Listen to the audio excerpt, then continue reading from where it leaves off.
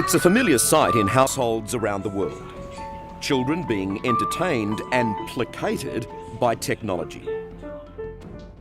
ഇന്ന് കുട്ടികളുള്ള വീഡിയോകളിൽ കാണുന്ന ഒരു കോമൺ കാര്യമാണ് നമ്മളിപ്പോൾ കണ്ട വീഡിയോയിൽ കാണുന്നത്. ഭാവിയിൽ നമ്മൾ നേരിടാൻ പോകുന്ന ഒരു വലിയ പ്രശ്നത്തിൻ്റെ ചെറിയൊരു ഭാഗമാണിത്. നമ്മൾ എത്ര നേരമാണ് നമ്മുടെ കുട്ടികൾക്ക് ഫോൺ ഉപയോഗിക്കാൻ കൊടുക്കുന്നത്? 5 മിനിറ്റ് നിങ്ങൾക്ക് സമാധാനം കിട്ടാൻ വേണ്ടി നിങ്ങൾ നിങ്ങളുടെ കയ്യിലുള്ള സ്മാർട്ട് ഫോണോ ടാബ്ലറ്റോ കുട്ടികൾക്ക് കൊടുക്കുമ്പോൾ നിങ്ങൾ വലിയൊരു നാശത്തിലേക്കാണ് അവരെ തള്ളിയിടുന്നത്. നിങ്ങളുടെ കുട്ടികളുടെ ആരോഗ്യത്തെയും സ്വഭാവത്തെയും എന്തിന് ഭാവിയെ വരെ നശിപ്പിച്ചേക്കാവുന്ന ഒരു വലിയ പ്രശ്നമാണ് കുട്ടികളുടെ സ്ക്രീൻ ടൈം. ഇന്ന് ഒരു കുട്ടി സംസാരിക്കാൻ തുടങ്ങുന്നതിന് മുൻപേ, എന്തിന് ഒരു കളിപ്പാട്ടം കയ്യിൽ പിടിക്കാൻ തുടങ്ങുന്നതിന് മുൻപേ മാതാപിതാക്കൾ ചെയ്യുന്ന വലിയൊരു തെറ്റാണ് അവർക്ക് മൊബൈൽ ഫോൺ കൊടുക്കുന്നത്. ഒരു ദിവസം മുഴുവൻ കുട്ടിയുടെ കൂടെ നിൽക്കുന്ന കുട്ടിയുടെ മാതാവോ പിതാവോ അവരുടേതായ കാര്യം ചെയ്യാൻ വേണ്ടി സമയം കണ്ടെത്തുന്നതിന് വേണ്ടി ആയിരിക്കാം കുട്ടിയുടെ കയ്യിൽ ഈ മൊബൈൽ കൊടുക്കുന്നത്. ശരിയാണ്, അങ്ങനെ ആലോചിക്കുമ്പോൾ അവരെയും കുറ്റം പറയാൻ പറ്റില്ല. പക്ഷേ ഈ മൊബൈൽ ഫോൺ ഇല്ലാതിരുന്ന കാലഘട്ടത്തിൽ, അതായത് നമ്മളൊക്കെ വളർന്നു വന്നിരുന്ന കാലഘട്ടത്തിൽ നമ്മുടെ മാതാപിതാക്കൾ നമ്മളെ നോക്കിയില്ലേ? അവർ അവരുടെ കാര്യങ്ങൾ ചെയ്തിട്ടില്ലേ? 2008 ശേഷമാണ് സ്മാർട്ട് ഫോണുകൾ നമ്മുടെ എല്ലാം ഇടയിൽ ഇത്രയും വ്യാപകമാകുന്നത്. അതായത് ഇന്നേക്ക് ഏതാണ്ട് 16 വർഷങ്ങൾക്ക് മുമ്പ്. ഈ സ്മാർട്ട് ഫോൺ മൂലം നമ്മുടെ കുട്ടികൾക്ക് എന്തൊക്കെ പ്രശ്നങ്ങളാണ് ഉണ്ടാകുന്നത് എന്ന് അറിയാൻ ഇനിയും സമയമെടുക്കുന്നതേ ഉള്ളൂ. നമ്മുടെ എല്ലാം കയ്യിൽ മൊബൈൽ ഫോൺ എത്തിയത് നമുക്കൊരു 15 വയസ്സായതിനു ശേഷമായിരിക്കും. പക്ഷേ ഇന്ന് കുട്ടി ജനിച്ച് 3 മുതൽ 6 മാസം വരെ കഴിയുമ്പോഴേക്കും കുട്ടികളെ മാതാപിതാക്കൾ മൊബൈൽ ഫോൺ കാണിച്ചു തുടങ്ങും. ജനിച്ച് 5 മുതൽ 6 വയസ്സ് വരെയാണ് നമ്മുടെ കുട്ടികളുടെ ബ്രെയിൻ ഡെവലപ്പ് ചെയ്യുന്നത്. അതായത് ആ സമയത്താണ് അവർ കണ്ടും കേട്ടും ഫീൽ ചെയ്തും കാര്യങ്ങൾ മനസ്സിലാക്കുന്നത്. എന്നാൽ ആ പ്രായത്തിൽ നിങ്ങൾ മൊബൈൽ ഫോൺ കൊടുത്ത് വളർത്തിയാൽ അവരെങ്ങനെ ഇതെല്ലാം അറിയും? ഒരു ഇമോഷനും ഇല്ലാത്ത ഒരു ഗാഡ്ജറ്റിൽ നിന്ന് അവരെന്ത് പഠിക്കും? ഇങ്ങനെ ഒരുപാട് നേരം മൊബൈൽ ഫോണിൽ സ്പെൻഡ് ചെയ്യുന്ന കുട്ടികളിൽ അവരുടെ കുട്ടിത്വം തന്നെ നഷ്ടപ്പെടുന്നതായി കണ്ടെത്തിയിട്ടുണ്ട്. അതായത് മൊബൈൽ ഫോൺ അവരിൽ നിന്ന് പിടിച്ചു വാങ്ങാനോ അല്ലെങ്കിൽ എടുത്തു മാറ്റാനോ നോക്കുമ്പോൾ അവർ വളരെ വയലൻ്റ് ആവുന്നത് നമ്മൾ പല വീഡിയോയിലും കണ്ടിട്ടുണ്ട്.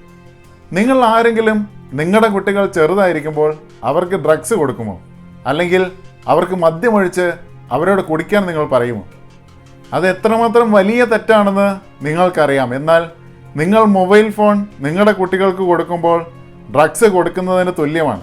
പഠനങ്ങൾ പറയുന്നത് ഒരു ഡ്രഗ്സ് അഡിക്റ്റിൻ്റെ ബ്രെയിനും ഒരു മൊബൈൽ അഡിക്റ്റിൻ്റെ ബ്രെയിനും പ്രവർത്തിക്കുന്നത് ഒരേപോലെയാണെന്നാണ്. Compared brain scans of average adolescent internet users to internet addicted adolescents. In red, you can see the affected areas of the addict's brain. Areas responsible for decision-making, emotions, and self-control. Screen addiction distorts the same brain function as alcohol, drugs, and gambling. And it's exactly what was... നമ്മൾ കുട്ടിയായിരുന്നപ്പോൾ നമ്മുടെ മാതാപിതാക്കളോ അപ്പൂപ്പനോ അമ്മൂമ്മയോ എല്ലാം നമുക്ക് ഒരുപാട് കഥകൾ പറഞ്ഞു തന്നിട്ടുണ്ടാവും. അത് നമ്മളിലൊരു imagination ഉണ്ടാക്കാൻ തന്നെ സഹായിച്ചിട്ടുണ്ട്.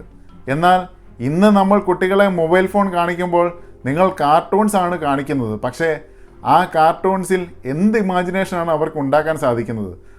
ഒരു കഥ കേൾക്കുമ്പോഴോ വായിക്കുമ്പോഴോ ആണ് കുട്ടി അവൻ്റെ ഇമാജിനേഷൻ ഉപയോഗിക്കുന്നത്. എന്നാൽ ആരുടെയോ ഭാവനയിൽ ഓൾറെഡി ഉണ്ടായ ഒരു കാര്യം ഒരു വീഡിയോ ആയ കുട്ടിയെ കാണിക്കുമ്പോൾ എന്ത് ഇമാജിനേഷനാണ് അവന് അതിൽ നിന്നുണ്ടാവുന്നത്? കൂടാതെ കുട്ടിയുടെ ബ്രെയിൻ അബ്സോർവ് ചെയ്യുന്നതിൽ കൂടുതൽ കാര്യം നമ്മൾ ഈ ഒരു കാർട്ടൂൺസ് കാണിക്കുമ്പോൾ അവർക്ക് ലഭിക്കുന്നു. അതായത് കാർട്ടൂണിലെ കഥാപാത്രങ്ങൾ, അവരുടെ സംഭാഷണങ്ങൾ അങ്ങനെ ബ്രെയിനിന് ഉൾക്കൊള്ളാൻ കഴിയാത്ത വിധം ഓവർ സ്റ്റിമുലസ് ആണ് നിങ്ങൾ മൊബൈൽ ഫോണിൽ വീഡിയോ കാണിക്കുമ്പോൾ സംഭവിക്കുന്നത്. ഇതിനൊരു ഉദാഹരണമാണ് നമ്മളെല്ലാം ഇപ്പോൾ കുട്ടികളെ കാണിക്കുന്ന കൊക്കോമെലോൺ എന്ന കാർട്ടൂൺ. അതിലുപയോഗിക്കുന്ന നിറങ്ങളും അതിലുപയോഗിക്കുന്ന കഥാപാത്രങ്ങളും മ്യൂസിക്കും എല്ലാം ആ ചെറിയ ബ്രെയിൻ അബ്സോർവ് ചെയ്യുന്നതിലും അധികം കാര്യങ്ങളാണ് ആ കുട്ടിക്ക് കൊടുക്കുന്നത്. സ്ക്രീൻ ടൈം എന്ന് ഞാൻ പറയുമ്പോൾ മൊബൈൽ ഫോൺ മാത്രമാണ് ഉദ്ദേശിക്കുന്നതെന്ന് നിങ്ങൾ തെറ്റിദ്ധരിക്കരുത്. TV, mobile, laptop, tab, iPad എന്നിവയെല്ലാം ഇതിൽ ഉൾപ്പെടുന്നതാണ്. കുട്ടി മൊബൈൽ ഫോൺ നോക്കുന്നതാണ് പ്രശ്നമെന്നോർത്ത് അവൻ്റെ കയ്യിൽ നിന്ന് മൊബൈൽ വാങ്ങി TV വെച്ച് കൊടുത്തു കഴിഞ്ഞു കഴിഞ്ഞാൽ നിങ്ങൾ ചെയ്യുന്നത് ഒരേ കാര്യം തന്നെയാണ്. ഇനി സ്ക്രീൻ ടൈം മാറ്റി നിർത്തിയാൽ ഇതിലെ മറ്റൊരു വലിയ പ്രശ്നമാണ് എന്താണ് നമ്മുടെ കുട്ടികൾ ഈ മൊബൈൽ ഫോണിലൂടെ കാണുന്നത് എന്നുള്ളത്.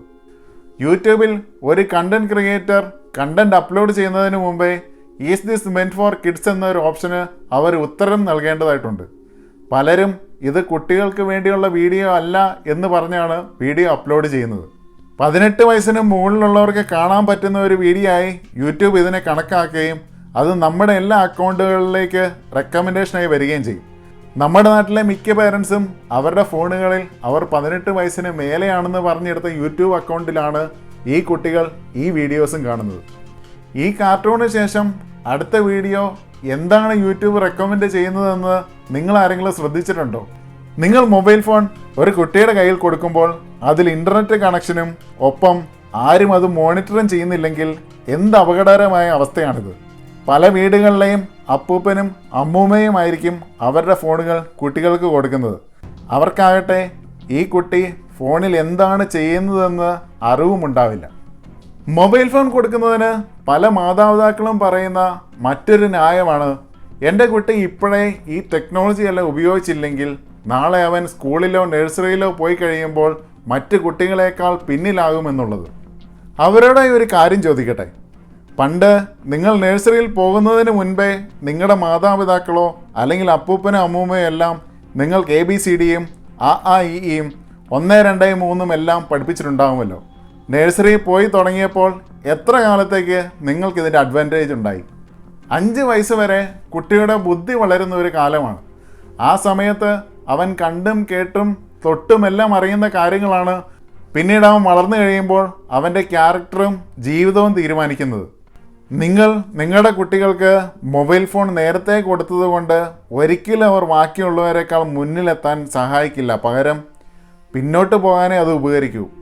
ഇപ്പോൾ ആപ്പിൾ വിഷൻ പ്രോ പോലെയുള്ള പുതിയ ഉപകരണങ്ങൾ വന്നതോടെ എന്താണ് റിയൽ എന്താണ് ഡിജിറ്റൽ എന്ന് മനസ്സിലാക്കാൻ തന്നെ കഴിയാതിരിക്കുകയാണ്. വേൾഡ് ഹെൽത്ത് ഓർഗനൈസേഷൻ നിർദ്ദേശിക്കുന്നത് പ്രകാരം 2 വയസ്സിന് താഴെയുള്ള കുട്ടികൾക്ക് ഒട്ടും സ്ക്രീൻ ടൈം പാടില്ല എന്നാണ്. 2 വയസ്സിനും 5 വയസ്സിനും ഇടയിലാണെങ്കിൽ 1 മണിക്കൂറോ അതിൽ കുറവോ. മറ്റൊരു കാര്യം നമ്മൾ ശ്രദ്ധിക്കേണ്ടത് സ്ക്രീൻ ടൈം മൂലമുണ്ടാകുന്ന നെഗറ്റീവ് ഇഫക്ട്സിനെ പറ്റി ഇതുവരെ ഒരു പഠനങ്ങളും പുറത്ത് വന്നിട്ടില്ല എന്നുള്ളതാണ്. കാരണം 15 കൊല്ലങ്ങൾക്ക് മുൻപാണ് ഈ മൊബൈൽ ഫോൺ എന്നൊരു ഉപകരണം നമ്മുടെ ഇടയിലോട്ട് വന്നത്. ഒരു കുട്ടി ജനിച്ച് 1-ാമത്തെ വയസ്സ് മുതൽ മൊബൈൽ ഫോൺ ഉപയോഗിച്ചാലും അവനിപ്പോൾ 15 വയസ്സേ ആയിട്ടുണ്ടാവുള്ളൂ, അല്ലെങ്കിൽ കൂടിപ്പോയാൽ 20 വയസ്സ്. ഇതുവരെയുള്ള പഠനങ്ങളിൽ പോസിറ്റീവിനേക്കാൾ നെഗറ്റീവ്സ് ആണ് കൂടുതലും പുറത്ത് വന്നിരിക്കുന്നത്. നമുക്കെല്ലാം അറിയാവുന്നതുപോലെ ആപ്പിളിൻ്റെ പ്രൊഡക്റ്റായ ഐഫോണും ഐപോഡും എല്ലാം ഇൻട്രൊഡ്യൂസ് ചെയ്ത CEO ആയിരുന്നു സ്റ്റീവ് ജോബ്സ്. അദ്ദേഹം ഒരിക്കൽ പറഞ്ഞത് താൻ തൻ്റെ കുട്ടികൾക്ക് ഐഫോണോ ഐപോഡോ ഒരിക്കലും ഉപയോഗിക്കാൻ കൊടുക്കില്ല എന്നാണ്. കാരണം തൻ്റെ ഈ ഇൻവെൻഷൻ എത്രമാത്രം പ്രശ്നങ്ങളാണ് കുട്ടികൾക്ക് ഉണ്ടാകാൻ പോകുന്നതെന്ന് അദ്ദേഹം അന്നേ മനസ്സിലാക്കിയിരുന്നു. Steve Jobs anti-tech, the New York Times reporting the Apple founder actually would not let his own kids play with computers. നിങ്ങളുടെ കുട്ടികൾ കരയുമ്പോൾ 5 മിനിറ്റത്തെ സമാധാനത്തിന് വേണ്ടി ദയവ് ചെയ്ത് നിങ്ങൾ നിങ്ങളുടെ മൊബൈൽ ഫോൺ കുട്ടികൾക്ക് കൊടുക്കാതിരിക്കുക. പകരം അവരെ മറ്റുള്ളവരുമായി കളിക്കാൻ അനുവദിക്കുക. നമ്മളെല്ലാം വീണ പോലെ അവരും വീണ് വളരട്ടെ. ഓർക്കുക, ഓരോ പ്രാവശ്യം നിങ്ങൾ മൊബൈൽ ഫോൺ കൊടുക്കുമ്പോൾ നിങ്ങളായിട്ട് ഒന്നും അറിയാത്ത നിഷ്കളങ്കരായ നമ്മുടെ കുട്ടികൾക്ക് ഡ്രഗ്സ് കൊടുക്കുന്നതിന് തുല്യമാണ്. ഈ വീഡിയോ ഇപ്പോൾ പേരൻ്റ് ആയവർക്കും ഇനി പേരൻ്റ് ആകാൻ പോകുന്നവർക്കും ഒരു തുറന്ന കത്തായി ഞാനിവിടെ പോസ്റ്റ് ചെയ്യുന്നു.